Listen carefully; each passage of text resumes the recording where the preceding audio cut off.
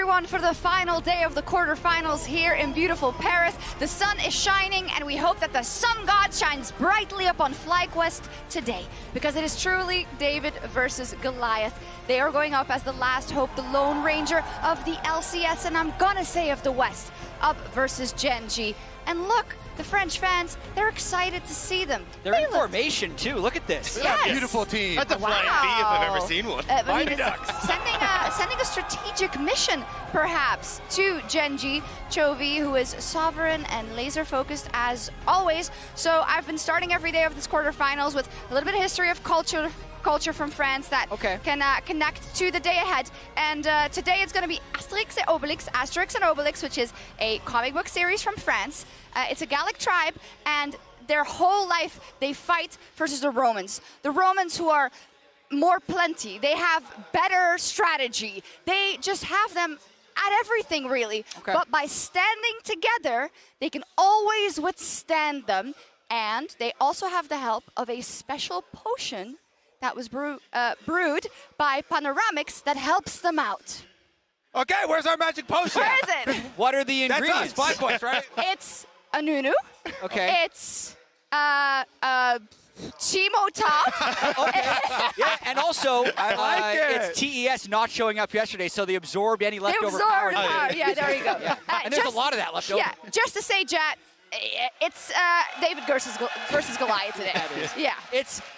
It was definitely deflating to me originally when I saw that FlyQuest had made it through, and then they just pulled Gen.G from the bowl. But it's been a long time since Gen.G's played, so you never know. It's true. Let's pull up the bracket. You did mention TES yesterday. Unfortunately, it was a quick 3-0 exit for them versus T1. Jat, what did you say in rehearsal? Oh, top 5. Yeah, FlyQuest is top 5. If you notice, there's only 5 teams that are still here, so congratulations on FlyQuest. That's a good finish. Well done, well done. One of At the least best top 5. finishes ever.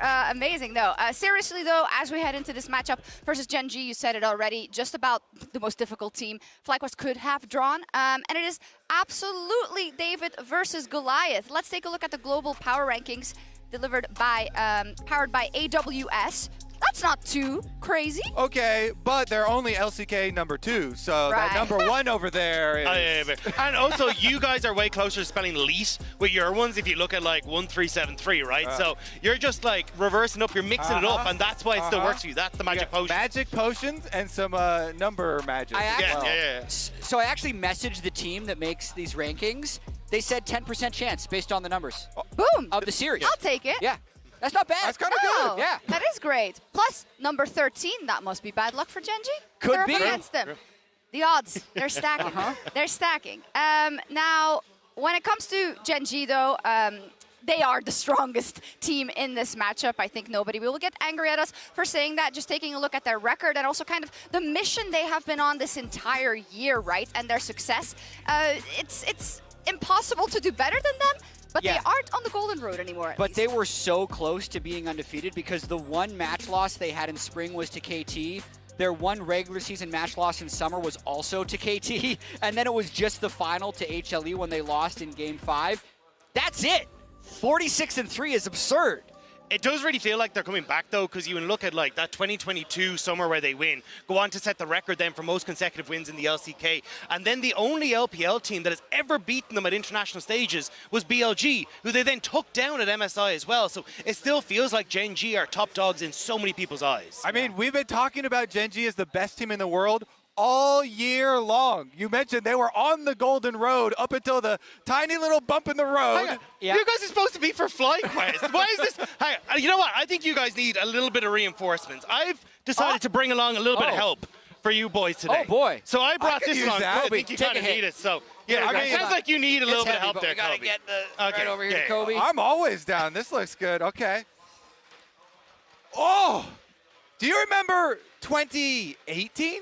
We also had no hope, actually. I seem to remember North America having to play against LCK number 2, and Cloud9 upset a Freak of Freaks to make it to the semifinals. Wait, this is really good stuff. Jack, you want to talk about it? Get in there. That was pretty long ago. This is going to have to be pretty impressive stuff.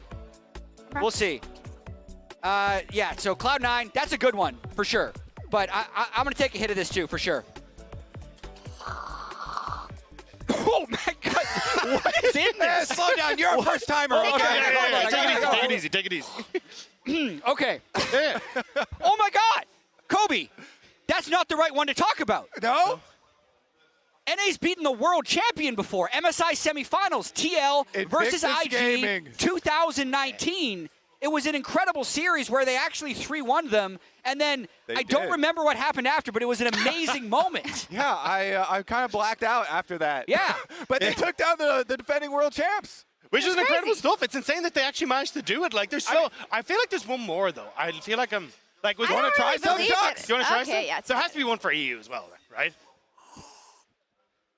2018. 2018. G2. Okay. G2 up versus RNG. Oh. This can be your inspiration They were as on well. the golden road. They were on the golden road. This was the most skewed matchup ever, and they did it. So, I believe that you're the last one standing. Yeah, no, I still think it is Gen.G favorite, but you can never say never. When you saw how close we saw some of those HLE games get with like cool picks from the upsets the FlyQuest or the mix-up the FlyQuest were able to bring to the table, I think it's absolutely incredible. I think that's a lot of what G2 were able to do back in their prime as well, was having so much flair and flavor in their drafts that they're just able to take their style to the international stage and take over. Oh, what an excellent point. I think it's a discussion that we've had throughout Worlds where it's like, stick to your own style or try something and then really stick to that you want to take a gambit on. And I feel like for FlyQuest, that's what they've done, right? That's one of the reasons why it's so fun to see them go toe-to-toe with HLE, because they aren't just trying to play standard. Absolutely not. And I think even if I just zoom out a little bit for FlyQuest, they're also not someone who's like trying to play the PR game or trying to be super likable. Like even the fact that Jensen was on this team in spring, they replaced him for Quad when it was completely unpopular, and now they've reached new heights. So they were the villains in the summer split as well, but now if they win, they're going to be completely beloved. It's nice. Kobe's laughing at this. Yeah, they're like, oh, they weren't trying to be popular. Yeah, they were definitely. They want to win. They're going to be true to themselves, Kobe. Yeah, we're all trying to be popular. We're all video game nerds. Okay? We can relate. But they gave some honest interviews. Let's say that. And for some more on the stage setting for Gen.G, we're going to kick it over to ALOOORSS and Jisun. Jisun, thank you for joining me ahead of today's series. I want to talk about Gen.G, which is interesting because we did the same thing last year, and sadly, this is when the road stopped for them. So no bad memories, no nothing. I hope today is going to be a good day for you guys and LCK fans. But Gen.G had an amazing year, honestly, rebuilding the roster, bringing new elements to it. What has defined their dominance to you?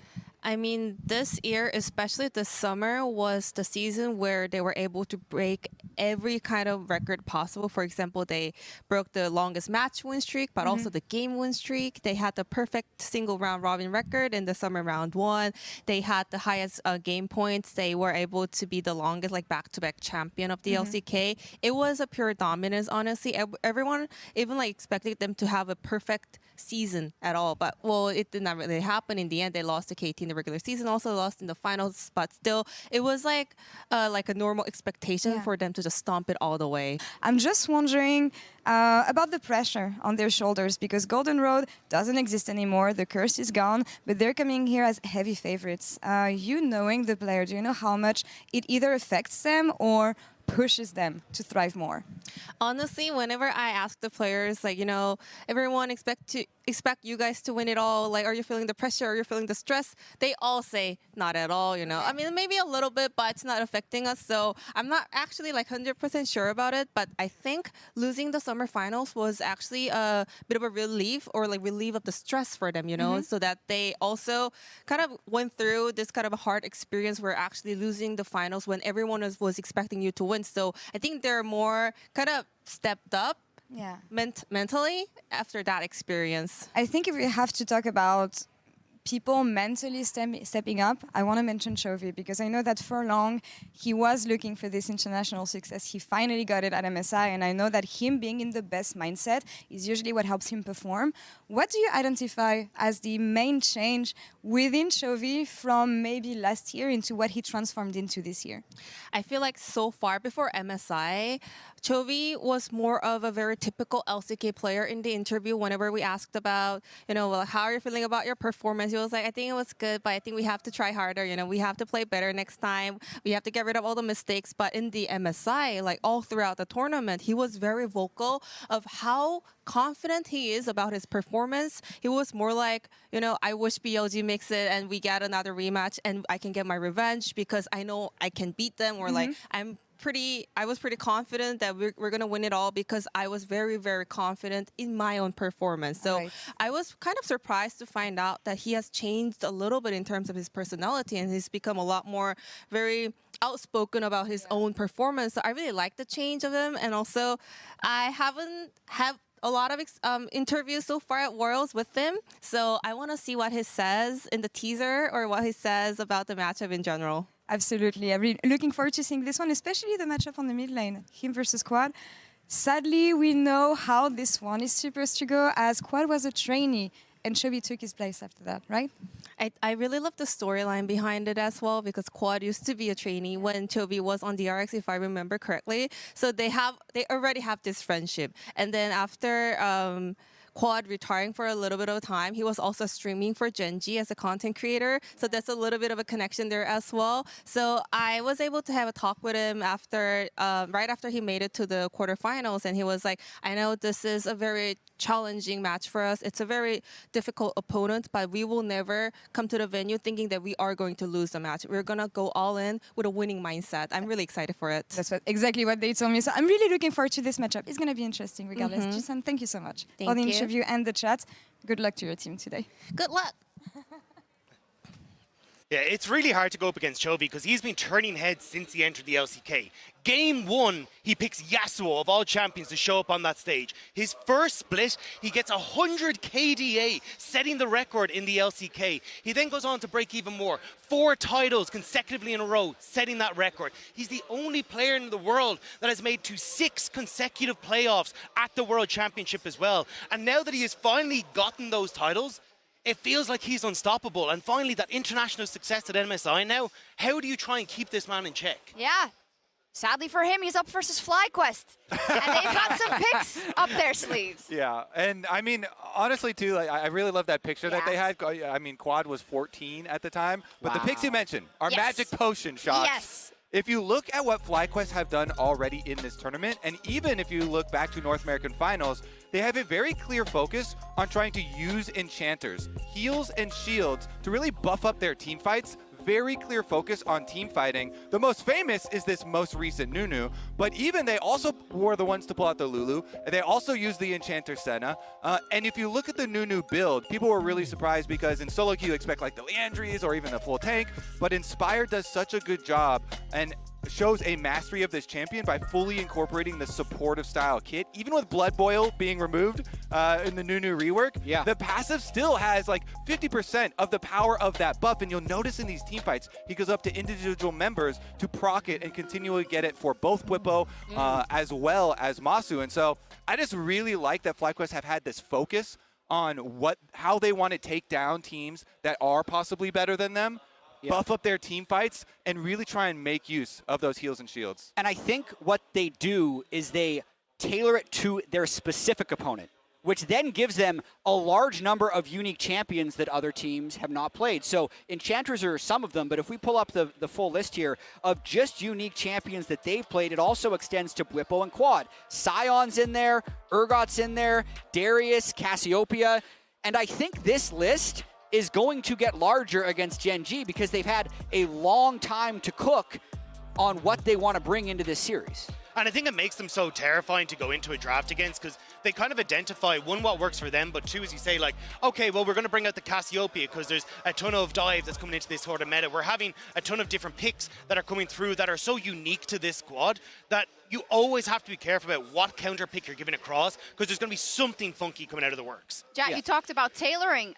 Talk to me about the approach. Let's see. There's only 4 games of data from Gen.G. But I'd say the 2 most recent ones here, when they played the Aurora, Nocturne, Ahri, and they're willing to pick those 1, 2, 3, 2 games in a row, if they do something similar like this, which even though they are power picks, all 3 of those champions just go in.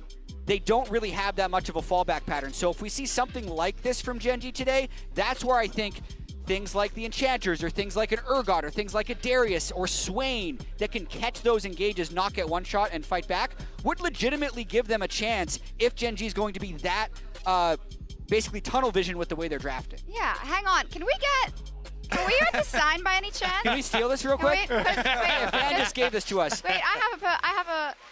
What are we doing? Shox is going to circle. Is this a 10 euro new who we picked today? Yes or no? Yes. Okay. Let's get it back to the fan right there. There you go. We picked for you. Yeah. Let's go. Well, someone who could be doing that is standing by with Lore right now. We're heading over to the Verizon Game Day interview with Inspired. Hi everyone and welcome to the Verizon Game Day interview. I'm Laure, this is Inspired. You know him, playing against Gen.G today. Inspired, how do you feel? How did you guys prep? You had a bit of time after the draw. Tell me about everything and also reacting to facing off against Gen.G in quarterfinals. I mean, we are all excited going into today. I think Gen.G is for sure like the toughest opponent we could have imagined because we've been like studying them pretty much whole year, trying to learn how we can play as well as possible as a team. Because in my mind, they were always the best team in the world. So it's gonna be exciting for sure to face them today. I mean, that's the thing. When you watch, I think during the whole year, one of the best teams in the world because you want to learn from them. What comes into preparation when you actually have to face off against them?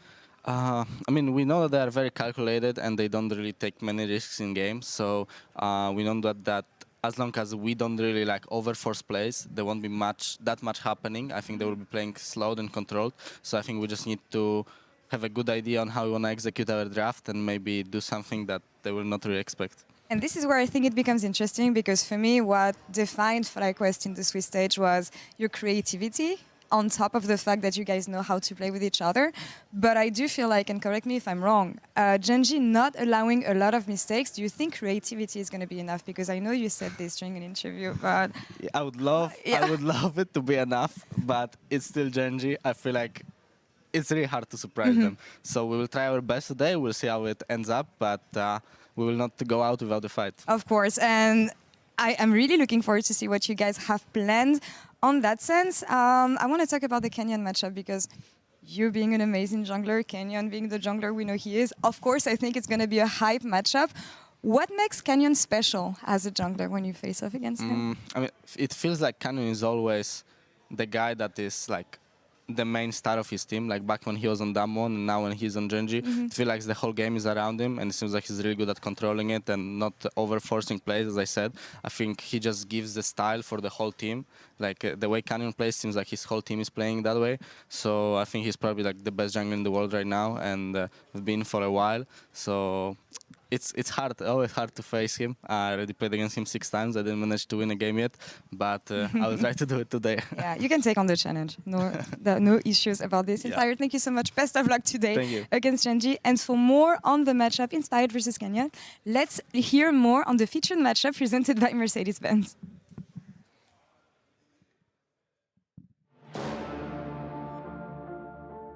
Inspired is one of the West's most accomplished players and is fast becoming a legend in North America.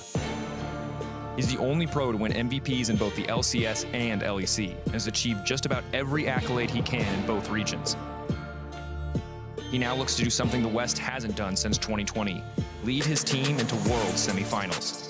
To do so, he'll need to take down the best jungler in the world. Inspired, he's running into the pit. FlyQuest is threatening to just try to steal it away. They even dropped the redemption, but the burst already on the mob, so they're going to be able to kill him off. But FlyQuest claims the Baron. Peanut trying to get away with a flashback over the wall. FlyQuest still in hot pursuit. Jordan Peanut looking to get away, but Viper is dead.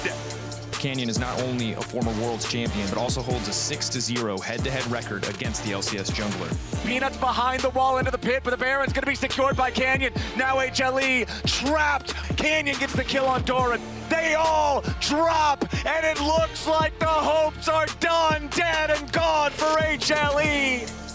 Canyon was able to win it all in 2020 Worlds, but has been unable to emulate that success since. Now he enters the World Championship with a team that seems poised to give him another chance for that same glory.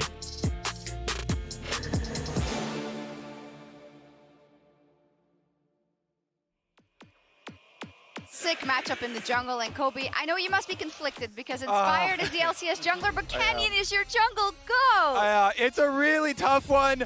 I'm definitely still sticking with the NA bias, but I have heavy, heavy Canyon bias. As you say, the jungle GOAT. And 6-0 is quite a record, but like 7th time's the charm? Could be. Anyone? Yeah. That's how the saying goes. Yeah. Yeah, exactly. It only beats Inspired 9 times in a row, right? Or, yeah, sure. To give him his due, though, I did love the way Inspired actually adapted to the game against Hanwha, where Pino was constantly going for these ganks just like a minute and a half to 45 seconds before objectives. Game 2, Inspired had already cracked that code. I was immediately setting up in position with this Nunu to start looking for these counter ganks. So I think that's what I want to see Inspired channel today, is this success and cracking the code of how Canyon plays. Exactly, and he didn't like over-focus on the other parts of Nunu's kit. Like, he had good objective control. He showed that Doran didn't know how the champion works quite well as well, and then he's able to peel for team fights. Like, it was definitely inspirational. Let's talk a little bit about the champions that they may pick in the jungle, maybe more on the side of Inspired in terms of weird picks, but we've seen though in the past that he's only played Maokai jungle, actually. Well, that's the thing, and, because he's only played 4 games. So Yeah. there's not that much that he's shown on the recent patch. We don't know exactly what his priorities will be. The thing that I like most about Inspired's champion pool is the versatility, because even if we were to go back to NA, he was CS gapping by 100 CS umpty in LCS finals by playing Lilia. So Inspired's going to do whatever is required. That is to say, Kobe and I are being huge NA bias right here. I do think Canyon can play pretty much anything and is the best jungler in the world. That's the most terrifying thing, is the fact that, like, you look back to spring game 4 against T1 in finals, the chips are down. He just whips out this Kha'Zix picks and is like, no, give me the reins. I've got this, lad. Yeah. And I think that's what makes him such a special player. And even though he hasn't had this success since he won Worlds in 2020 and like got to finals where everyone expected him to win in 2021, he has still remained at the top of his game. And now finally leaving Damwon, it's incredible to see him finding this success away from that legacy organization for him as well. Yeah. Especially that Skarner. That the one should be in the middle from finals. I mean, he was spamming it as well. We know that he can play a lot of Yeah, and a lot of people think Canyon is the jungle GOAT, but Weibo Starzan, he did pick I his like this guy. favorite I like this guy. jungler. Yeah. Let's take a look at what he did. All right, here he is. He's just he has to pick every time. That's how it Exactly. goes. Inspired Oh, yes. over Yike. Inspired over Umti. Okay, yeah, makes sense. He beat him. Goodbye. Uh-huh. job. Yeah, okay. yeah. Inspired did win an A. Ooh, himself. Oh, that's a the pause. face. This is some respect, though. Hey, go for Inspired. Yay! Oh, wow. Quickly through Lucid Yeah. as well. Wait, is this Oh, just man. everyone? Oh. Owner. Show me Canyon. about it. Show me the Canyon about it. one. Oh, he did it again. Tien. Peanut, I think. There he is. Oh, Canyon. We win. Right? Yeah, no hopium at all there. Yeah. Do you need the my tank? Guy's in the Do you want the semifinals. He tanky? knows what he's Yeah, talking about. It's There you go, true. yeah. Tarzan also got into our tank of hopium. Yeah, he did. Where is it? Use it It all worked up. great. Yeah. So let's talk a little bit about some specifics we already did in terms of the draft, but also in terms of kind of how these teams like to approach their games. We know that Gen.G kind of has it on lock, right? They're very Yes. strategic. They are very macro dependent, but FlyQuest has been a team that you can never count out. And I've been trying to prepare myself for this series. I'm expecting FlyQuest to be down in gold a lot. Okay. So I look back. Realistic. They've been fine when down in gold. So there's a few fights here from the World Championship so far. So this one, they were down 4,500 gold against DK, and they just end up having this somewhat messy-looking fight at Drake. But Massu and Quad have been so good at positioning these fights when they're down gold, and then even though Bwipo died and looked like he did nothing in this fight, because no one is hitting Massu and Quad, they've been able to actually win successive fights from behind. This is the HLE series as well. Again, down about 5,000 gold. They repelled the original engage, and then they were very willing to like snap and look for it. And this is something that is actually a strength of this team, even in North America. Inspired is very controlling, and people trust him a lot about when they have the items with which to take a fight, even in bad game states, and they're all willing to fly in on those calls. That one, this one that you're showing right now is actually my favorite because it also showcases the mechanics of Massu. You know, that cleanse into very quick sidestep there. Lots of impressive stuff. Yeah, and I mean, look, Massu's been stepping up massively as a rookie on the international stage, but he is going up against Peyz, who had his rookie year last year. But it is kind of hilarious to look at like the tournaments that he's won as a, well, what has been like a year and a half to 2 years for Peyz, because he only lost his first finals this split. Like, he had won everything else, and then getting that MSI international success as well. It feels like Peyz is really firing on all cylinders, and I am curious to see how they try to shut him down on FlyQuest to make sure that he can't pop off. Yeah, and we're trying to like hype up all of the creative aspects that FlyQuest can try and use. But he pulled out a Twitch on the side there for Peyz. The Nocturne combination with the Twitch, really cool stuff there. And he also is the holder of the record for the most kills in a single international game. That was in an MSI Finals, dropping a 28 bomb. Peyz is pretty good. He's pretty good. Our fans, they've been dwindling. Let's see how they voted in our MasterCard fan prediction of the day. Not the fans have not been dwindling. Their success rate has been dwindling. Well, the thing is, it is less than, wait, we had one that was higher than this. That was much closer. We did. Bwipo had a 15% chance of winning this LNG according to the MasterCard fan prediction. This is much higher. I think they may be influenced by a massive amount of Hopium, the FlyQuest hype video, and also, I think there's this weird thing going on with Gen.G where because they lost the LCK final, and then because they advanced so quickly from Swiss stage, people have kind of forgotten how dominant they actually are. But they've had a lot of downtime last year. It wasn't good for them. I'd want to get into your predictions then. I would really like to know, because I know it's skewed. I know you have vested interest also. So who would like to begin?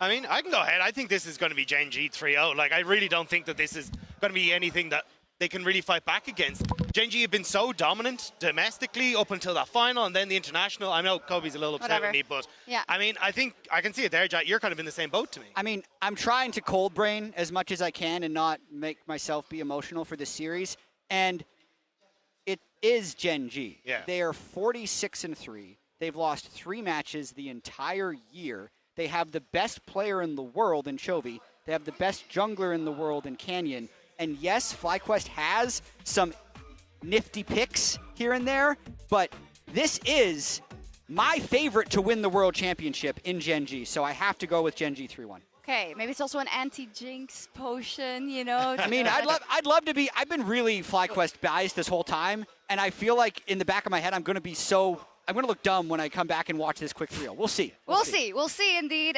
We're very close to it. Of course, it is a David versus Goliath matchup. That's it from us. It is Gen.G versus FlyQuest. FlyQuest, a lot of people are counting you out, doubting you. But I want you to think about something. Every time you step on this stage, every time you face your opponents, you're not just playing a game. No. Bwipo, you have to fight for every moment. With every ounce of sweat, with every breath you take. Top lane, top lane! Meanwhile, in the top lane, Bwipo might just solo kill Showmaker! Inspired? It's not about the draft. It's not about the dragons or even how much gold you have. It's about the heart. It's about your determination. It's about the fire in our souls. FlyQuest, force hard, a flash forward from Inspired for a point-blank snowball. Quad, when you go up against Gen.G, you're not just battling a team. You're battling every doubt you've ever had, every setback you've ever faced. Saka will not survive a double kill back coming to Quad. Massu, the only thing standing between us and victory is our own fear of failure. Massu, going golden, baby. Yet another quadra to come in. Busio, winning is not a matter of chance. It's a choice. The choice to dig deeper, to push harder, to fight for every last second. Massu picks up the kill and Busio flushes away. He survives. So when that first game begins, I want you to remember why you're here. You're not just playing for yourselves. You're playing for each other, for every fan that believes in you. So take that energy and unleash it on Gen.G. What are you gonna do? Yeah, FlyQuest, we're gonna win! We're gonna beat Gen.G because we're better than Gen.G! FlyQuest is the best! Chovy sucks.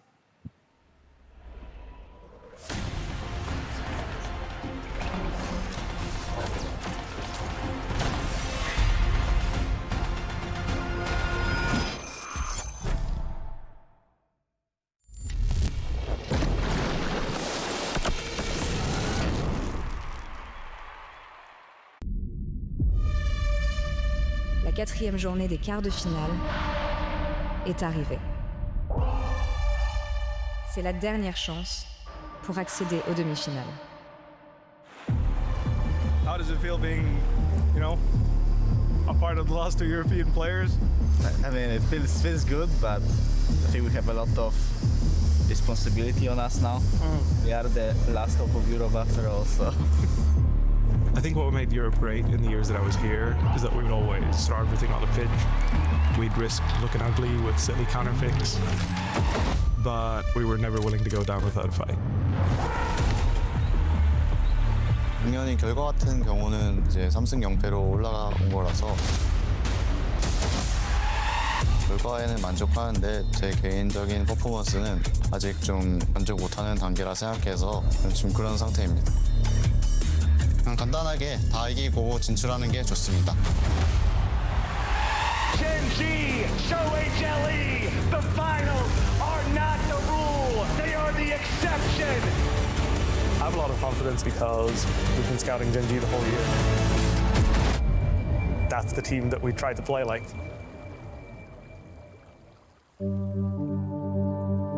혈강에 오게 돼서 정말 믿기지 않는 것 같고 젠지를 만나게 돼서 더 흥미로운 것 같아요.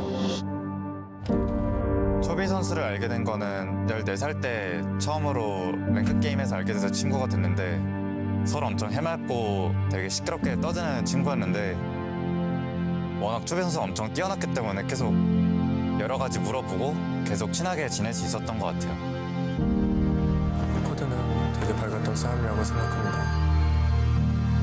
그때의 초비를 회상한다면 아무래도 부족한 게 게임을 보는 시야랑 판단력 같은 부분에서 특히 더 아쉬웠던 것 같아요. 뭔가 프로가 된 쿼드와 초비가 만났을 때는 둘 다 어느 정도 옛날에 비해서는 많이 웃음도 없어지고 어느 정도 진지한 성격이 많이 생겼던 것 같아요. 2020년도에 제가 초비 선수와 함께 데뷔전을 치르게 됐었는데 This roster is really new and thrown together. There's definitely a lot to work on. 그때 당시 이겼어서 더 재밌던 기억이 많이 남아있고 21년도에는 DRX 선수단이 대부분 바뀌고 되게 엄청 많이 졌었는데 Chovy, one of the most promising young rosters we've seen in recent years.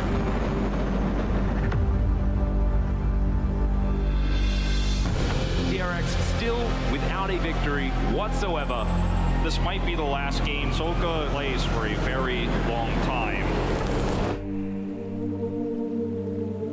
그런 부분에서 되게 심리적으로 크게 좀 많이 몰려온다는 느낌을 받았어가지고 그렇게 도란드 엔테를 했던 것 같아요.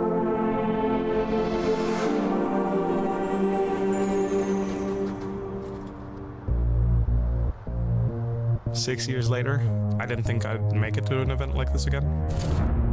When I first started, I used Kiin as a benchmark for how good of a player I was. And to this day, that's still true. So now, getting to play against him,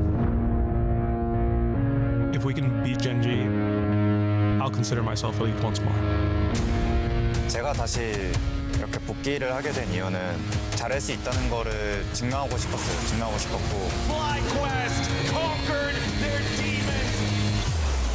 Massive face heal over the wall coming out from quad. 과거의 나는 지금의 나랑 비교할 수 없다고 생각합니다. 약점을 보완했다기보다는 부족한 부분을 하나씩 채워나갔다고 생각을 합니다. Chovy cleans them up. A quadra kill for the Gen.G mid.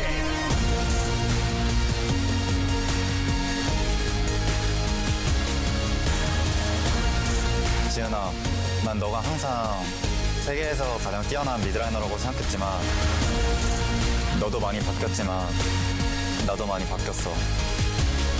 그래, 수영아. 너 말이 맞아. 근데 내가 얼마나 달라졌는지 보여줄게.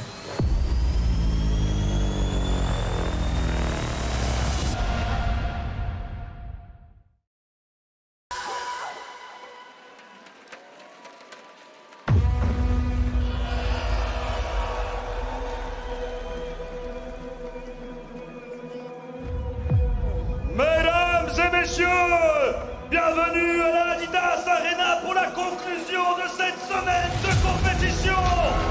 Nous y sommes, le 4e et dernier quart de finale des mondiaux de League of Legends.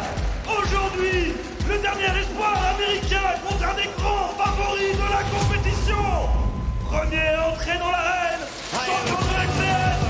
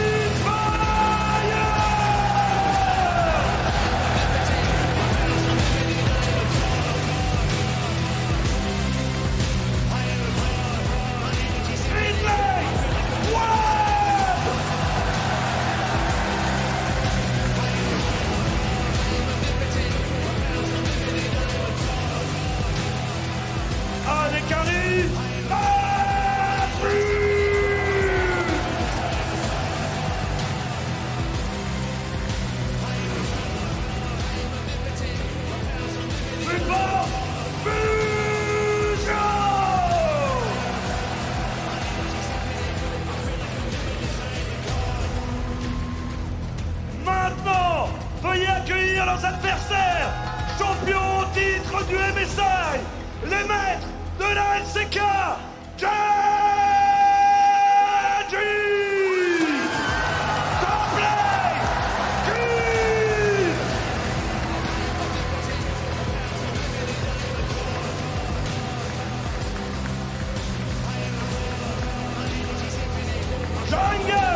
Kiin.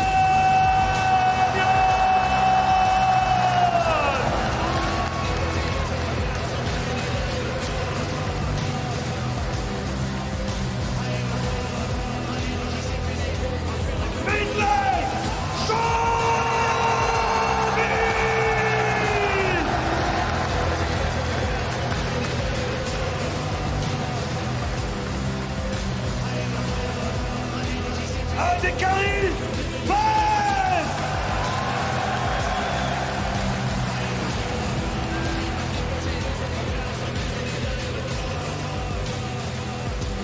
Support Lehends.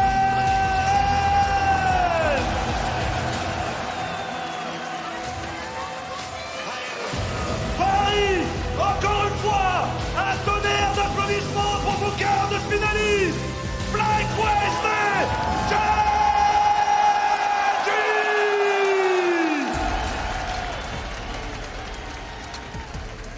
Ladies and gentlemen, welcome back to Worlds 2024 and the final day of quarterfinals competition here in Paris. I'm Captain Flowers, joined for this best of 5 between FLYQUEST and Gen.G by Azael and Vedius, as we're about to jump into our champion select powered by Omen and HyperX to find out who is our last team moving forward to semifinals. I mean, it is an incredibly exciting day here. I am so excited to see what FLYQUEST has cooked up. Obviously, this is a David versus Goliath match. Everyone is predicting a 3-0 for Gen.G. So for FLYQUEST, it's about being able to overcome those odds, being able to show us something new, show us something different to really upset the balance. It's going to be a difficult one for FLYQUEST, as we've been talking about it. It's been a while since the West has seen a single game victory in the best of 5s, but we're hoping that today something can be different, as FLYQUEST have already shown that they can beat the best. They can go toe-to-toe if given the right formula, if given that opportunity. So I'm excited to see what they've prepared for us today. Obviously, as a commentator from North America, my heart's here for FLYQUEST. I think a lot of people want to see them put the best possible shot they've got here against Gen.G, because nothing else will give them a chance. They've got to come out swinging. They've got to be creative, because they are standing before an absolute machine of a team. Exactly, and I'm also so interested to see what is Gen.G's preparation, because they've had so much time since they played. It has been over 2 weeks since Gen.G played last at Worlds. They qualified for this stage back on the 5th. It is now the 20th here today, so they have had so much time to prep, to watch teams, to watch Swiss, to watch quarters, and decide exactly how they want to play. All right, so let's jump into the draft now. Immediately targeting Bwipo's Renekton and Inspired's Ivern here for Gen.G alongside the Orianna ban. Meanwhile, FlyQuest, they finally learned their lessons. They're paying their taxes. Aurora and Yone banned out on the red side alongside that Ezreal that has had some monumental performances so far this tournament. Gen.G, however, will lock in that Skarner. It has been very high priority, very high presence, and very effective so far at Worlds. We got to remember that Gen.G haven't shown a huge amount at this year's World Championship, and they're keeping things secret. Inspired, playing with the crowd a bit as he hovers over the Nunu. The Ashe already locked in with the Seraphine bot lane, so FlyQuest already bringing a strong 2v2 on the bot side So of the this map. is a first pick here at Worlds, and if you know Busio, you know he loves to play for winning 2v2. If you didn't know much about this player, this is actually a guy who was an original mid lane player and did swap over to support. It's really something that he's brought into the bot lane in that support role. He has played things like Azir support in the LCS, he has played all kinds of different mages, and he does really love to play for those winning 2v2s. That's clearly what FlyQuest is going to try to do here. All right, well, if we're talking about some 2v2 threats, we've got Skarner and Rumble locked in for the top side for Gen.G. We know how much control Rumble can give you over the top side of the map, how much very effective combat power he can give you over those early skirmishes for grubs and topside fights. Skarner, massive power in the jungle as well. And Ahri has become a staple of the mid lane. You can see they're 25 picks so far in the tournament with a slightly negative win rate, but piloted by Chovy, man. If anybody can make it work, I feel like this is the man. Yeah, the tournament win rate might not be that good, but Chovy's win rate is 81%. All right, that's pretty good. Across 38 games. That's the pretty man good. is a monster on the champion. The Galio response going to come out from Quad. Oh, I say that. Bwipo is likely going to be the player. We've already seen it a few times using the top lane. Bwipo himself has used it as an answer into the Rumble. And so FlyQuest right now have good range. They've got good responses to the teamfight power that Gen.G have started to draft for themselves. Support ban's going to be the direction that FlyQuest now go to limit the answers into the Seraphine. FlyQuest have to be thinking about the potential swap. So I imagine they're trying to make Gen.G's composition as weak as they can. Maybe either an Alistar or a Leona to follow alongside this round. Yeah, it's going to be really interesting if they do, in fact, double support ban, or if they are going to look towards some of the ADs to ban away there from Peyz, because things like Kaisa, which are super high priority, are still up and available, and Gen.G is leaning towards what would probably be a dive comp to deal with this Seraphine, with this Ashe. Well, in regards to a dive comp, Gen.G is going to get rid of the Cassiopeia. FlyQuest has shown that they are one of the teams willing to pick this. She is very effective at stopping enemies from coming forward, even if her short range would stop her from being able to make more aggressive movements compared to other mid laners. FlyQuest, however, will continue targeting those engaged champions. The Rakan banned out alongside the Rel. Khan does make a lot of sense. We've seen how successful it's been so far at this World Championship, the amount of roaming potential that it does have. Gen.G contemplating how they want to round out. Maybe a Silas ban. Nope, the Amumu. That respect thrown towards Inspired. You can already see the composition starting to build from FlyQuest, and they very much targeted Inspired. What direction is he now going to go? And I just think this is really smart from Gen.G. You know, they have to think, and they should believe, that you will beat FlyQuest every time if it's a standard game. So ban out all the pocket picks that you know of. Ban out these things that have shown to be successful from FlyQuest at Worlds, like the Ivern, like the Amumu, like the Cassio. And it is instead going to be that Xin Zhao, which does give him a lot of early skirmishing power here. But Peyz likely to get the Kalista, which has been so effective for him. Oh, Jinx, okay. Peyz is Jinx. For those that saw him debut on the international stage, this was one of the champions that he really made a name for himself on. Returning to it, knowing that the potential for a lane swap is very real. Gen.G setting themselves up nicely for a strong 5v5. And it's so interesting because coming into Worlds, a lot of the predictions were that Jinx was going to be one of these dominant AD carries in the meta, and it had completely fallen out. So to see it brought out here, I do think makes a lot of sense, and I agree, Vetty. You know, especially if they are just going to go Jinx Leona, you're looking for a swap. Very likely you're going to try to avoid this Ashe Seraphine, which would be such a problematic duo to deal with. And I also feel like if you're looking at FlyQuest, you're looking at a team who has not had strong early games so far, so you're probably not as worried about allowing that Jinx the time to scale up and really become a powerhouse, as we're still waiting Seraphine mid to see the last pick here for FlyQuest. Are they going to move it to Seraphine mid? That's the question.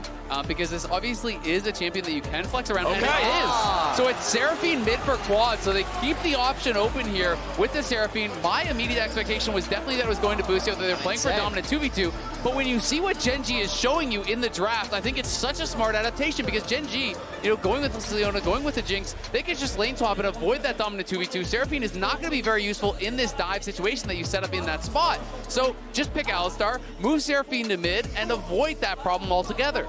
I would say that Gen.G's composition, very tried and true to Gen.G. This is something that we've already seen a bunch from the Worlds, the priority on the Rumble, strong team fighting. Chovy has something he can side lane on and has agency. Peyz can be that reliable late game carry. They've got transitions from early to mid to late, which just kind of covers all of their bases, and it's a well-rounded comp.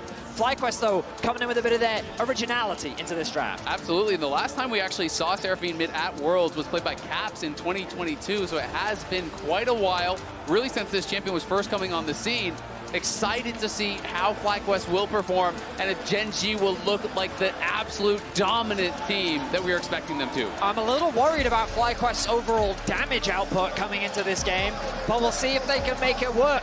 We're jumping into our first game of our final quarterfinal, and all the pressure is on FlyQuest to try and upset the apple cart as the Titans of Gen.G enter the arena. And Betius, if you're talking about the damage potential here on FlyQuest, you've got this top laner in the Galio who can protect a carry. You've got a mid lane facilitator in Seraphine that can enable a carry. You've got an Alistar that can peel for a carry, and that carry's name is Massu. He's been how FlyQuest are winning games. He's had an incredible trajectory from amateur to academy to pro play, now playing on the quarters final stage against what myself and many other people would consider the best team in the world. I mean, this is such a great opportunity for FlyQuest to try to make something special happen here.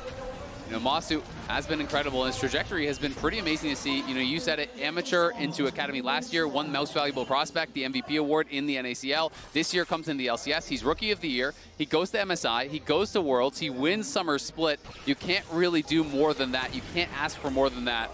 And Bwipo here is going to get his ward cleared out, so Kiin will have that little bit of an experience advantage. All right, Bwipo not getting jumped on there. And a reminder, before the action kicks off, log into your Riot account on LAAAAesports.com and watch Worlds live to earn exclusive Worlds emotes, icons, and capsules, as FlyQuest might be looking to earn themselves something here off a potential delayed invade. Hanging out here in this brush, but the ward nearby for Gen.G is already set. I wonder if FlyQuest was expecting the lane swap to come through, or if their plan is to initiate the lane swap themselves, because they tracked Lehends and Peyz moving towards the top side of the map, and now with this delayed invade, they're looking to try and find a punish onto Canyon, but they're not going to find it. No, they're actually playing around vision so intelligently. They're going to start topside, and there's no vision on this from Gen.G.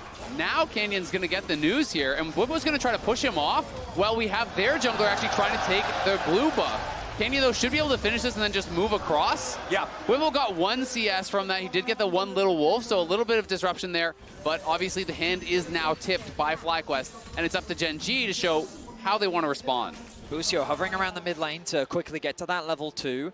Meanwhile, on the top side of the map, Bwipo is going to join his AD carry. So this is a very traditional approach to the lane swap, making sure that Bwipo can get that level 2, ready for the TP bot, with the idea being that Busio getting level 2 as well can then rotate towards the bot side of the map and then cover for a potential dive. Only level 2 secured for Inspired. The pings are coming through. Busio begins his rotation to bot lane. And you could notice there that even though Massu was missing a little bit of CS, he's moving forward to deny experience from Kiin. They didn't want Kiin to get any experience on those extra minions to be able to get level 2 before the wave would crash, to be able to threaten a potential dive. But of course, as you say, Veti, Busio is moving down towards bot, and Bwipo could look to join if they feel that they can hold at the tower. Now, Bwipo wants to stay top for as long as possible to get as much XP as possible, because the closer he is to 3, once he TP's in, that means that the fewer minions need to dive in to take over, and he'll be able to get that level up. Kiin still being starved of a lot of farm. He wants to go and catch that top wave.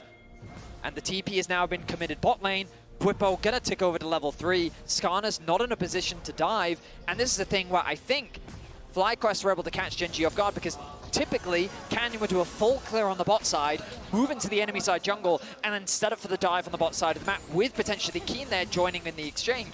However, Canyon gets interrupted on his wolves. That's where he started, which means that the whole invade onto the bot side is delayed, meaning that Bwipo can now move to his bot side of the map completely uncontested and secure that whole way. And I agree completely, and so much of that advantage was gained by the vision play, right? By the avoidance of those Gen.G wards, by the fact that FlyQuest was stacked in the brush, they see where the ward is, they wrap around into the enemy blue. It's just a really smart early game play, and it has netted them a 300 gold advantage, 200 gold now, but it's not massive, it is significant.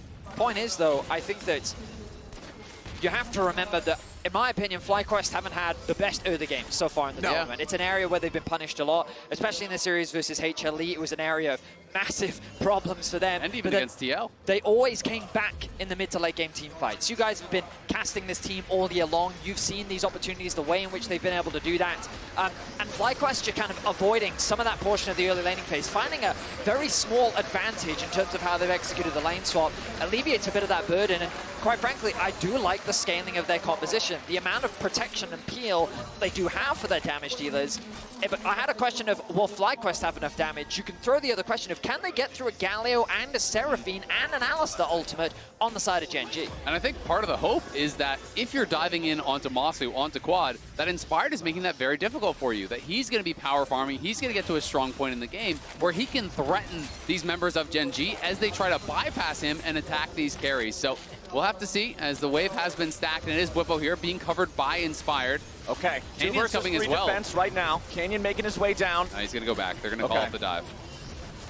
FlyQuest avoided. Crucially, though, while Bwipo is completely fine here, they've also already got their bot lane on the top side of the map with Grub spawning in a minute's time. Normally it's on this wave that you would consider pushing out and then basing, ready for the swap. So anticipate that as the TP comes through from Kiin, means that he's not going to be sticking around on the bot side of the map. And experience is the biggest thing here. Even after catching this wave, Bwipo is still going to have about a half a level XP lead over that of Kiin. Exactly, and Bwipo here, we'll see if he wants to actually reset and look towards those grubs, but for now it looks like he's just going to continue the push here. And I think FlyQuest, even if they have to give up the grubs, they're going to be pretty happy about how this early game has gone. They've created a nice little advantage in jungle as well as top.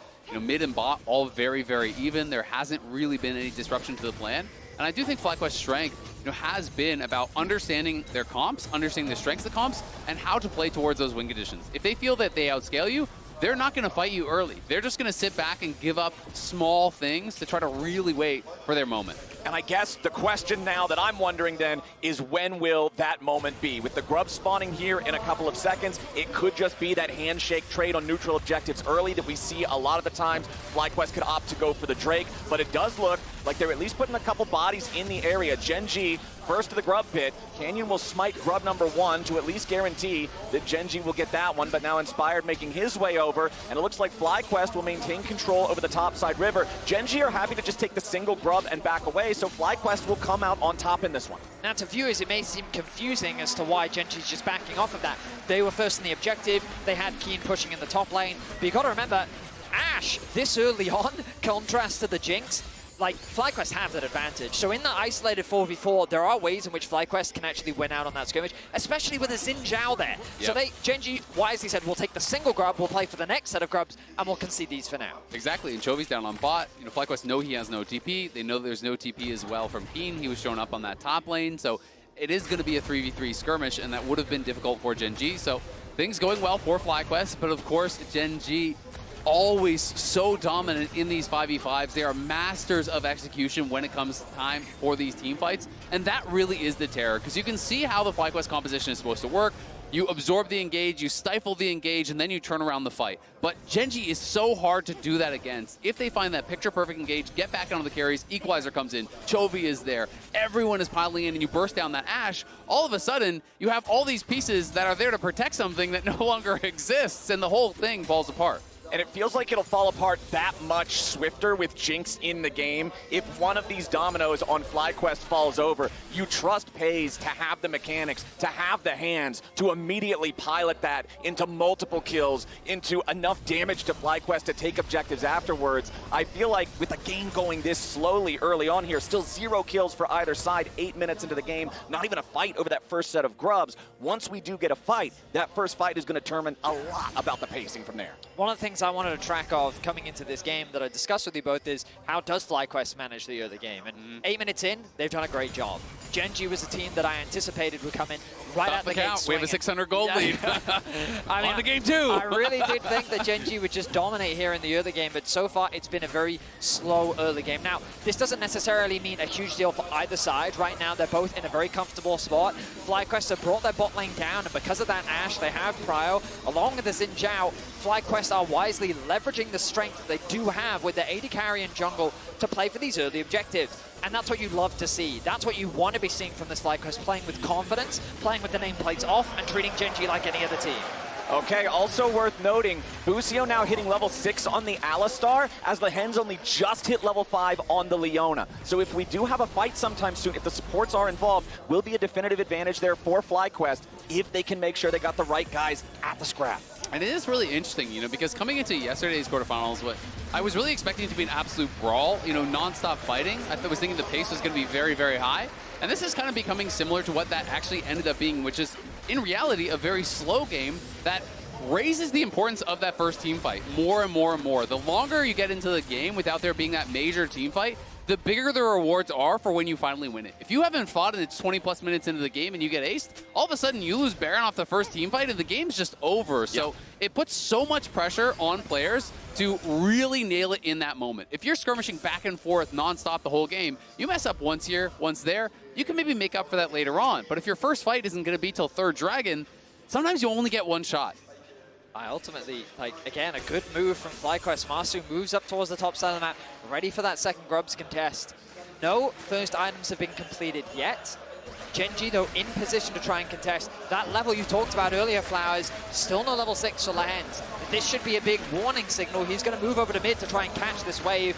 This, in theory, is enough XP to help him get that level up. As Chovy takes a bit of a trade against Bwipo. And you can hear the Paris crowd here, you know, erupting into the Let's Go FlyQuest chants and getting behind this final Western team here. I mean, you got to remember, a couple European players. Former Fnatic player in Bwipo, former Rogue player and Inspired. There's still a lot of hometown heroes. You've got a European topside. Yeah. North America claims the rest. For sure, for sure. And the Grubs are alive. Let's see the execution. Quad gets the push in mid. Lehends now ticks over to level 6. Both supports just trading for the healing. I've forgotten the words of them now. Honey fruits. That's what I'm looking for. Thank you, Flowers. And here we go. Okay, FlyQuest are first into the pit, but Gen.G is ready to respond. Kiin over the wall, ready to drop the equalizer if need be. TP mids. Canyon ready to start taking aggro here a little bit as the equalizer comes down. Inspired, already gonna lose half HP. Chovy jumps in, not gonna find the charm. Immediately engaged, coming up from Busio. First blood of the FlyQuest, and Chovy is down. Seraphine ulti roars over the top, and Gen.G has lost 2 men. FlyQuest just killed 3 of them, and they're gonna hit 4 grubs too. FlyQuest wipe Gen.G off the map, crush the first team fight. They get the 4th Grubs, and they didn't even need Bwipo. He was pushing mid to actually get the tower damage down, and FlyQuest opened up a massive Game 1 lead. The target selection was phenomenal. Keep your eyes on Chovy. The TP comes through, but there's that mid lane ward. The mid lane ward spots out Chovy. They turn their attention onto him as he tries to come in for the flank. The Ashe arrow will connect. Busio with the initial knock up, the chain CC to follow, and the damage from Inspired as Bwipo tanks up 3. Flawless execution as they turn on to the rest of Gen.G. Canyon isn't in range to really contribute to the fight, and that is 4 Grubs for FlyQuest. Just look at this. I mean, Bwipo arrives, taunts 2 people, and just walks straight mid to push in the wave because he knew the team fight had already been won. And look at the FlyQuest staff there. They are popping off. FlyQuest passed the hands check. Chovy jumps in, Massu sidestepping away from the charm. The rest of the team immediately ready to layer CC onto a target like Ahri that's normally very slippery, very mobile in a team fight. And it's exciting for me to see Busio step up in that moment, lands the flash combo onto Chovy, because the story about Busio for so long in spring finals and going into MSI was, yes, he's good, but in the big moments, he falters. He struggles with nerves. He's not going to be able to play the way that you expect him to. And coming into the summer finals, that was kind of the story as well, but he was able to move past that to showcase that he can play well on those big stages. He wins there. He's been performing solid here at Worlds as well. And so far in game number 1, he steps up in a big moment for them at the Grubs. What I love about how FlyQuest are playing is, as I mentioned earlier, they're playing with the nameplates off. Right, they're not showcasing this sense of respect. They just do. I mean, they are obviously right. Not too much respect. Yeah, it's just an Ahri. Exactly. What I mean by that is that they're playing to the strengths of their composition. Every decision that they've made makes sense. They know that Xin Zhao is stronger than that of the Skarner in the early game. They know they win the early skirmishes, and with an Ashe to help support that, they've moved the Ashe around to gain early control over the Grubs and the Dragon. An ulti will come through in the mids. Quad's in a little bit of trouble here as Lehends jumps in. Canyon over the wall wants to try to join up, but it ain't gonna matter.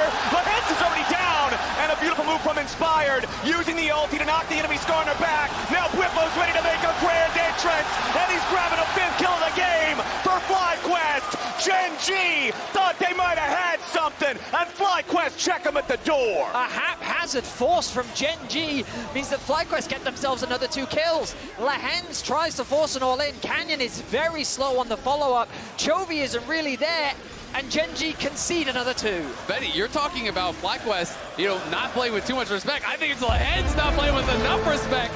Bro maybe has the nameplates on, thinks it's going to be an easy game, and he is over-forcing mid lane there. Misses the ulti on Quad as it was sidestep, still trying to force, ends up getting punished, and what a nice follow-up from Inspired. He dashes past Canyon, not marking him, to use the ulti to knock him backwards, forcing out the flash. We can watch it one more time as Lehends, Hex flashing over the wall, looks for the ulti, but Inspired is right there behind him. Now you see Inspired. Why are we still going forward? We can see that Jinx is coming in, Canyon's over the wall, but he's locked up under the tower, and then watches from Inspired, knocks him back, and then is able to follow up and get this 2nd kill. I just think it's bizarre. You're going in with a Leona and a Skarner against a Seraphine under turret. I don't even think there's enough damage to force anything. Maybe they're just hoping that Quad is going to panic, waste a summoner spell for no reason. But FlyQuest showing cool heads, responding to Gen.G, who are just playing abnormally over the top. And crucially, the gold is where you want it. A 1.2k gold lead in favor of Inspired. He's going to be one of the big damage dealers. He's also going to be your initiator. On the front line, this man is the one that's going to start everything off as the remaining dominoes fall into place. FlyQuest find themselves with a 2k gold lead, a strong early game lead over Gen.G. And people talk a lot about, Locket as a strong answer into Rumble. You know what's a really strong answer? The empowered Seraphine W. That shield gets massive as you get more AP moving further and further into the game. It can really neutralize a lot of that AoE damage that's coming through from the other side. So I do think if Gen.G are not careful in these next couple fights, they are in a real danger of losing this first game. Speaking of massive power, we also have the Seraph's Embrace now fully evolved as of a couple seconds ago. Quad going for that first rush. All of the extra mana means you're constantly going to be a support battery with all of that shielding, all of that healing. Also, the fact that you now have the own personal shield to help you survive if they want to try to focus you. Big power spike coming in there for Quad. But the one thing that I want everybody to keep their eyes on, as he just ticks level 11, you can see it on the screen, is Peyz's Jinx. He hasn't really been a part of anything yet. The Gen.G game plan, you're drafting this hyper-scaler, hyper-carry in the AD position on a guy who can absolutely carry the game, and they're just letting him warm up. I love how you're still tepid. You don't want to get too excited, Flowers. It's Gen.G! But they're 46-3 this year in series, Betty! If you turn the nameplates off, they're struggling right now. Well, Busio's coming in for the wraparound. They want to go after Chovy. They don't find what they're looking for, and FlyQuest might have got a little over-eager. The tier 1 turret still standing as Kiin drops the equalizer. Busio's got to be careful of Massu's about to die. He flashes away as Kiin wants to chase him down. FlyQuest on the retreat. They nearly toss it away, but Gen.G won't get a kill. Rift Herald still on the map, 17 minutes into the game, and Gen.G is going to head over. So the priorities there, I think FlyQuest overforced on the mid lane tower. Gen.G responded very well, reading the play from FlyQuest and responding with 5, leveraging the strength of the tower and the mobility of Chovy to find a re-engage, and even if they don't get any kills, they secure themselves the Rift Herald, which is crucial to help them unlock this mid tower. And critically, Kiin is able to trade his flash for the cleanse and the flash of Massu. So Massu is in so much danger now in this next potential fight. FlyQuest do get the mid lane tier 1, so the trade right now I think is totally fine for them. My big concern is, can they actually fight for the next dragon? Because you would love to go for Mountain Soul, and FlyQuest are in a great spot right now, but if you show up this next dragon in 130 with no summoners on Massu, he is so vulnerable, and I think there's a real opportunity that Gen.G just wiped that fight. So I'm going back to what I was saying at the end of the draft, the start of the game.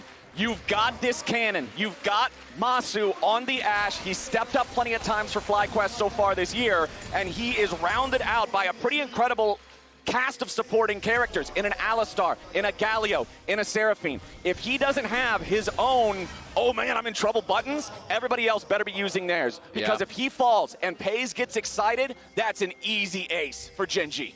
There's a bit of a waste of time there from Bwipo. He started pathing up towards top, then actually started making his way to move down towards mid. Perhaps he wanted to help guarantee that mid prior, which, because FlyQuest secured that tower earlier, is going to be easier to secure. He's a little late to the wave on top, allowing Chovy to get that initial push out, which means that he can rotate down first. Both have their TP available with 40 seconds on the Dragon. They want Quad to go and push out bot wave, and the vision denial begins from FlyQuest. Exactly, and it's showing that FlyQuest do want to try to fight for this Dragon. They know if they get Mountain Soul, it's going to be so hard for a composition like Gen.G. But Massu, as you say, Massu has no cleanse, no flash. Inspired is playing by him, but if they get in onto him, even all the peeling that FlyQuest has available may not be enough. So they have to be really careful about his positioning. Peyz, though, wisely showing respect on the mid wave. The Ashe arrow, the Seraphine ulti. There are a lot of tools to catch Peyz out, even with his cleanse. So he can't really afford to step up on the wave without the rest of his team, who are now arriving. Observers showcase the amount of darkness that Gen.G see. Lehends going to be the one to face check. Yeah, the Leona walks forward. Busio jumps over the wall with a combo as FlyQuest look to put some DPS into Leona, but it ain't going to be enough. A lot of damage back into Inspired. Crescent sweep to barely stay alive. Oh, and Lehends is down. Bwipo over the wall goes in for a massive multi-taunt, and Kiin's thrown up into the air. Inspired escapes the death rocket, but now they're dragging FlyQuest back. Bwipo's first to die, and Peyz continues firing, and Chovy wants another. Canyon steers back away as FlyQuest get a 2-for-1. That is huge for FlyQuest. They're already onto the Dragon. They're going to move to Soul Point here. Inspired barely survived, flashing out of the way of Peyz ulti. That surely would have finished him off. The fact that he doesn't go down, the fact that Bwipo gets into the backline puts so much pressure onto Gen.G, and now it's Peyz with no summoners here. It's FlyQuest moving to Soul Point, and it's FlyQuest really showing their class against the world's best. It's a high-risk gambit to commit onto the Leona, given how durable she is. With the support item, with her W, it's a dangerous play to make, but they commit. They know that it's smart because they have the numbers advantage in this moment. The TP comes in quickly, and at the very last second, the ulti comes out from Inspired, keeping him alive. A nice flash from Bwipo onto the backline sets up for the chase down. Exactly. Bwipo gets in the backline. They force out those summoners, and look at the flash from Inspired, dodging out from that ulti from Peyz, or it would have been an early reset. Great ulti from Canyon, though, pulling multiple members in, allows them to get a kill back here. Bwipo feeling it. And when he is having fun, when he is in this kind of mood, that's when he's playing his best. Bwipo's eyebrows tell the tale of FlyQuest's morale, and it feels like they know what they're doing so far in this first 21 minutes of gameplay in this best of 5.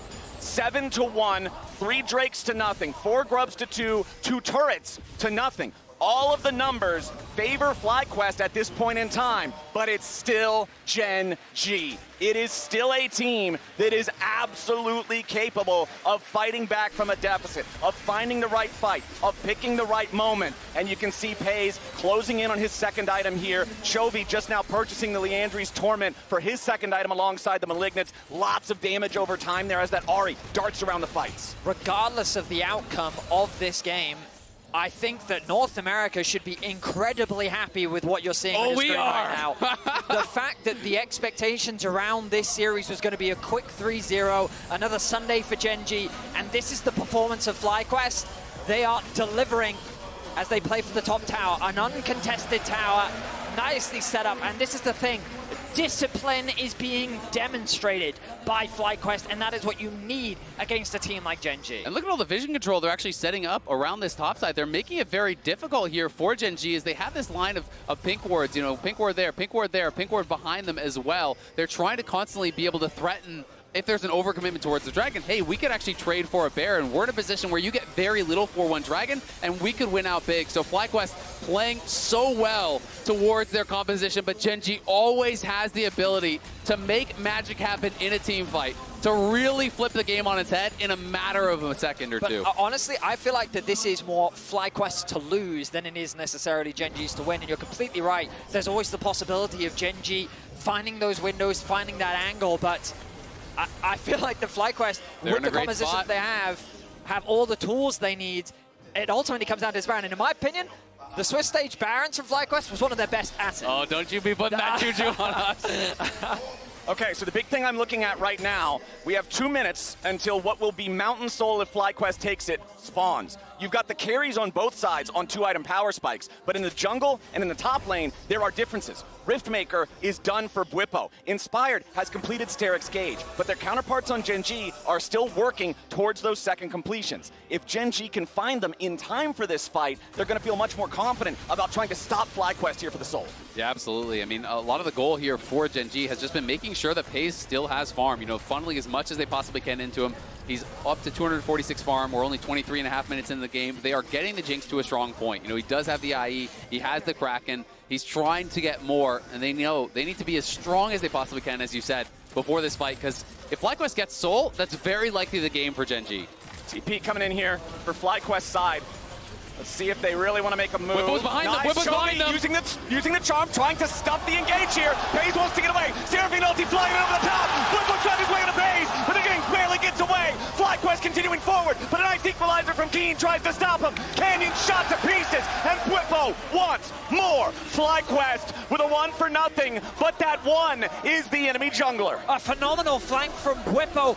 Almost sets up the kill onto Peyz, but it wasn't quite enough damage. But the damage might be enough as Canyon falls. The Baron is on the cards, and FlyQuest are turning their attention towards it. Exactly. They don't get Peyz, but they do get Canyon. 20 seconds now with no jungler here. Chovy in the area, but I don't think they have the tools to contest. There's no equalizer. They're coming anyway. The only ulti left on Gen.G is Peyz with the Super Mega Death Rocket. There is no Spirit Rush. There is no equalizer. Bwipo looking to wrap around Gen.G as they come to try to challenge for the Baron. Kiin on the back side of the wall, but immediately Busio's going in to try to stop him. FlyQuest making their move. Bwipo's into the back line. They found Peyz, but there's no follow-up. Busio's already dead, and Bwipo goes to rejoin the rest of the team. FlyQuest will claim the Baron, but they have to trade Busio for it. So Gen.G will now get the tier 1 turret mid and stop the Soul as a response. Busio will pay the ultimate price, but it is a price worth paying. The Baron secured. FlyQuest, they will concede the Dragon, but it doesn't matter. That is bounties that Gen.G have to claim against FlyQuest, who are dominating in this first game. They are, but that's 2 bounties that they're going to be able to actually pick up here. And the question is, how much can FlyQuest get with this Baron? Because there is a cost to the sacrifice you've made here. You gave away Soul, but they're going to go for a long chase potentially. You can see Inspired is trying to wrap around Chovy. Inspired has Massu with him here as well.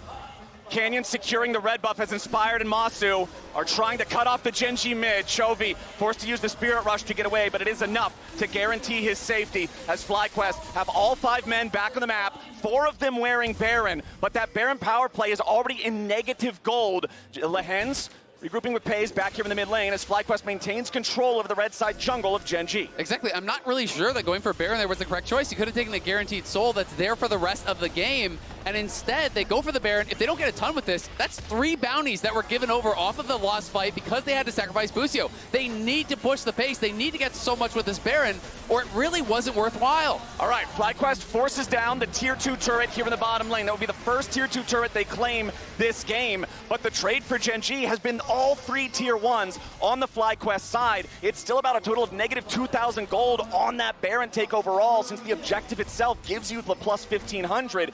FlyQuest will see what else they can do. They've got 75 seconds left on the buff. I mean, great observation, Azale. Like, the fact that FlyQuest, even with the Baron, end up with a negative Baron power play just goes to show the macro awareness of Gen.G. Sure, we ended up conceding that objective, but getting the bounties, unlocking all of the outer towers, there was a lot of standing gold ready for them to grab, and unfortunately FlyQuest weren't able to convert it into as much as they would have liked. Now the good news is, oh, hang on. Now, the Busio and Lehends getting into a little bit of a scrap. Bwipo's here to help. FlyQuest bringing in more assistance as Gen.G does not want to overcommit to a fight here. They know there's only 45 seconds left on the Baron. Yeah, the good news is that FlyQuest still healthy gold lead and still have a bit of the Baron. Let's see if they can siege onto this tier 2. All right, Gen.G in a defensive position. Busio over the wall as equalizer used by Kiin to try to clear out the wave, keep this turret standing. Only 25 seconds left on the Baron buff for FlyQuest, and Gen.G will hold the line at the tier 2 turret. And at the end of the day, it ends up being really good for Gen.G. You know, this Baron power play did nothing for FlyQuest. It's very unfortunate for them. You know, had they gone for Dragon, you don't have to necessarily sacrifice Busio, and I don't think Gen.G gets so much tempo on the map. The objective bounty's doing so much work for Gen.G in this situation. It has really pulled them right back into the game, because now you're going to be at 3 items here on your major carries, very likely coming into this next Dragon fight, whereas FlyQuest could have just taken Soul pretty much for free, and I think set them up for almost a guaranteed win in the rest of the game. I will say, though, that Gen.G have not shown us a single good team fight so far in this game, and I think that's because FlyQuest have always been the ones to initiate. They're the ones in the driver's seat when it comes to actually starting the play. Gen.G, if they can find purchase on this next Dragon, if they can be the ones to find that initiation, whether it be the Leona ultimate, Chovy finding a good flank, maybe a good Skarner ulti, that could be the turning point to swing the game back in Gen.G's favor. And the spawn timers on these neutral objectives are pretty close. This always creates a very chaotic map state where the smallest of decisions can have the largest of impacts on the game. The Dragon will spawn, and just 30 seconds later, Baron will once again be live on the map. I mean, we haven't talked about it much this game, but Chovy is continuing to Chovy. Yep. 296 CS at 29 minutes. He has a 1.1k goal lead over Quad, who's primarily been grouping with his team, while Chovy has been playing through the sidelines. Void Staff now secured for him means that in terms of itemization, the carries are pretty equal. They absolutely are, right? It's just that topside advantage now for FlyQuest that is evened out somewhat by Chovy's edge. You know, Quad's job here is that kind of a very fed support almost. You know, you get to later stages of the game, you can do a lot of damage, but he needs to be with the carries. He needs to be protecting them. You can't really be sitting in the side lane and farming it up as a Seraphine. So now this Dragon becomes all important here for FlyQuest. We'll see if they can get a proper setup and claim the Mountain Soul, where Ahri then, where the equalizer as well, struggles that much more with all the shielding plus the Mountain Soul. The pressure is on with 45 seconds to go until the 5th Drake of the game spawns. FlyQuest wants to maintain control over this bot side river as Gen.G are grouping up in mid, trying to get the wave shoved out. And then they'll have to approach. As now over the wall, Chovy gonna get grabbed. The Seraphine ulti flies out, but Chovy's able to dodge away. Now Busio continuing to move forward as Canyon survives. No real sincere pressure on Gen.G. It's the Seraphine ulti of Quad. It's that arrow from Massu, but Chovy's ult is the price Gen.G has to pay for it. He has to spend his flash as well, so now Chovy no flash, no ulti. You know, it could be worth it for this next fight, though. Bwipo going in, looking for a taunt, but he's not going to find it. Would have only been Canyon and Lehends anyway, the tanky members of the Gen.G squad. FlyQuest and Gen.G still staring each other down. Keep your eyes on Lehends. The Leona is the engage here for Gen.G as FlyQuest make their way into the bot side river.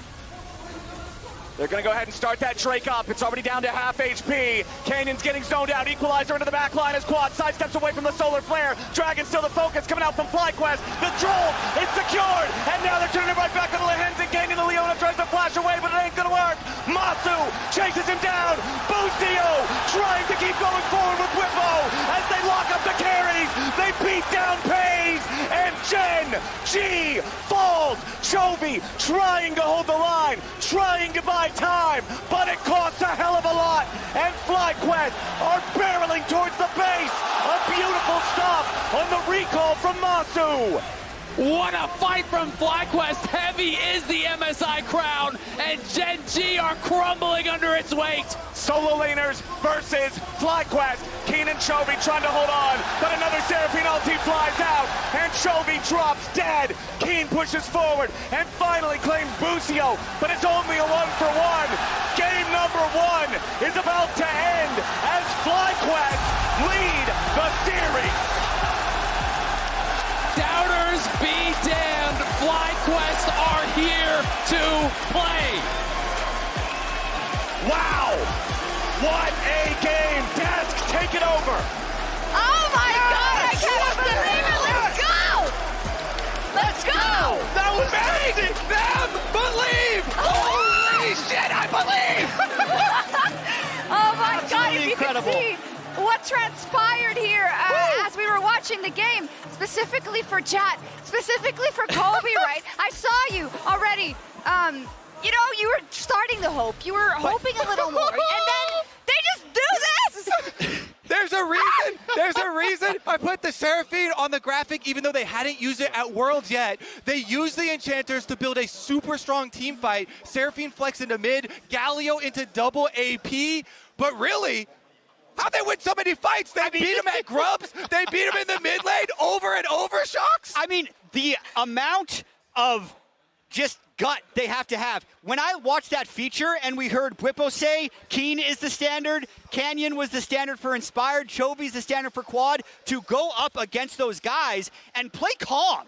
Just play calm and collected in game one. I am blown away. Hey, last time NA took a game off the LCK at Worlds in a best of 5, 2018 C9 versus Africa. And then they did it twice more right in a row. Woo!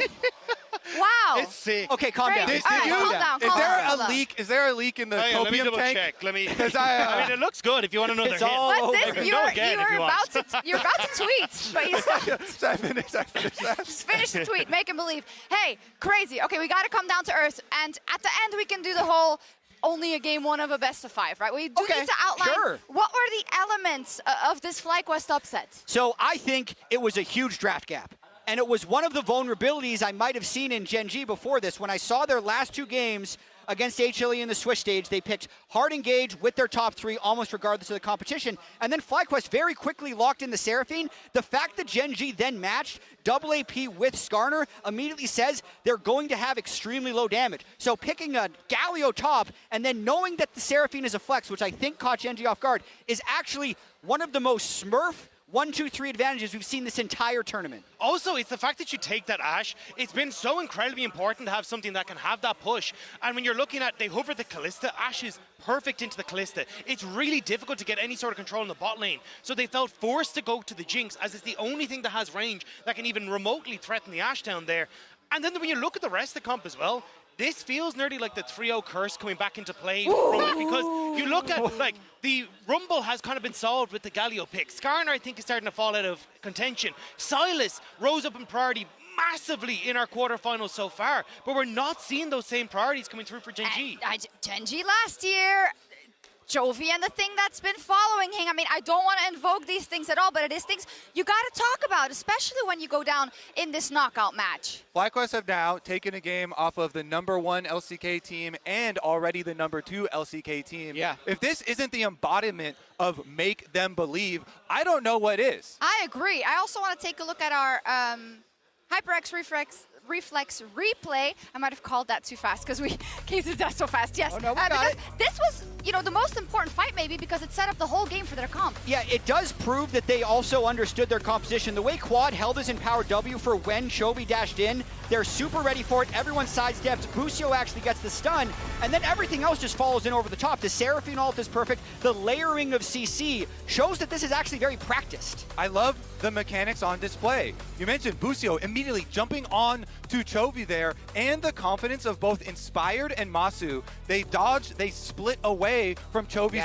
attempt to engage there with the charm, and they keep that confidence for the whole game. It's also a great read of how their composition spikes. Like, when to play around that level 6 point is so crucial for that team. The first item points that we were talking about behind stage, incredibly crucial, but also what I didn't expect to say was, up until kind of like, say, the 23-minute mark, FlyQuest were outplaying Gen.G on the map. They were getting to their points quicker. They were pushing through on side lanes. Even on that fight that looked a little dicey in the mid lane, they still end up 2 towers for a Rift Herald. It was great for them. Yeah, I said maybe the Grubs fight was the most important, but to me the most impressive was the one at the end, because you were in a position where Gen.G notices that, hey, we got a couple of pickoffs. We actually have a way to win this game, but FlyQuest shut the door by exquisite team fighting. I got a little nervous because we had just used both of our engage ults, the Seraphine and the Ashe, to try and get that pick.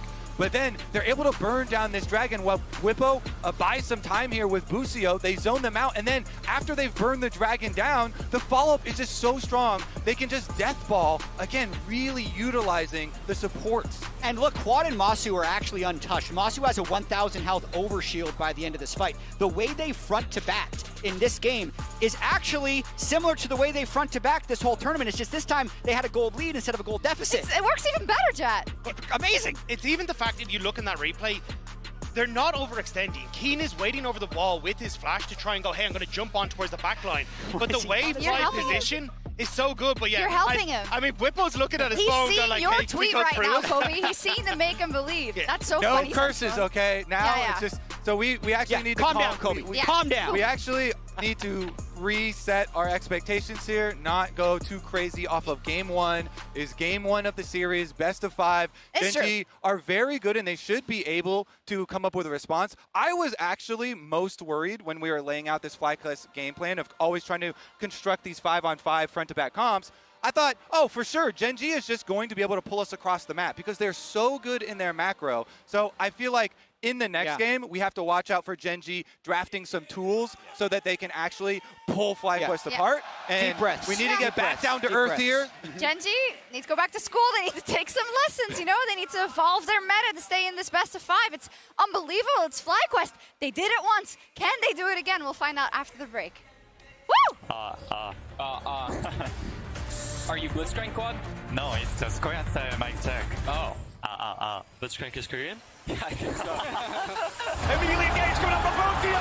First blood of the FLYQUEST, and Chovy is down. Seraphine ulti roars over the top, and Gen.G has lost. This guy's good. Anything? No flash, Skarner, no flash. Ivy, he does. I'll play team. I want to flash in, okay? Jinx knocked up. Jinx, no flash, no cleanse, no flash, no cleanse. Dead. Ahri no flash, We can go mid, no? Yeah, we can go mid. Go mid. We can end.